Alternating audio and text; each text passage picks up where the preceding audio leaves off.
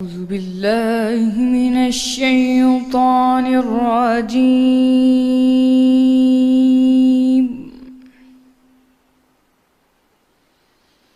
بسم الله الرحمن الرحيم.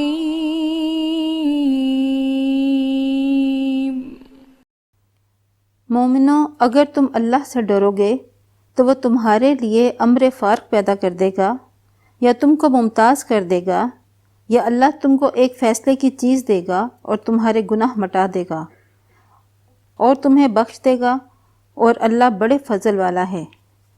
اور نبی، اس وقت کو یاد کیجئے جب کافر لوگ آپ کے بارے میں چال چل رہے تھے کہ آپ کو قید کر دیں یا جان سے مار دیں یا وطن سے نکال دیں، تو ادھر تو وہ چال چل رہے تھے اور ادھر اللہ چال چل رہا تھا، اور اللہ سب سے بہتر چال چلنے والا ہے۔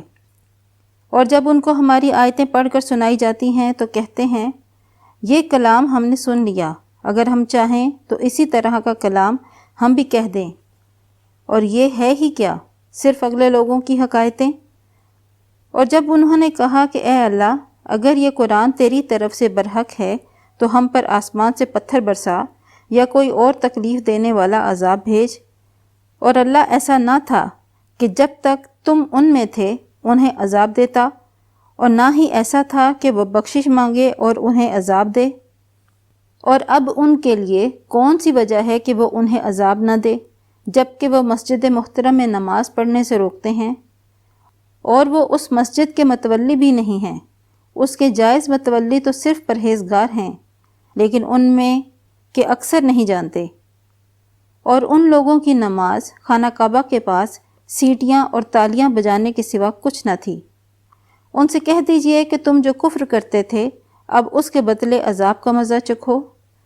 جو لوگ کافر ہیں اپنا مال خرچ کرتے ہیں کہ لوگوں کو اللہ کے رستے سے روکیں، سو ابھی اور خرچ کریں گے، مگر آخر وہ خرچ کرنا ان کے لیے موجب افسوس ہوگا، اور وہ مغلوب ہو جائیں گے، اور کافر لوگ دوزخ کی طرف ہانکے جائیں گے، تاکہ اللہ پاک سے ناپاک کو الگ کر دے اور ناپاک کو ایک دوسرے پر رکھ کر ایک ڈھیر بنا دے اور اس کو دوزخ میں ڈال دے۔ یہی لوگ خسارہ پانے والے ہیں۔ صدق اللہ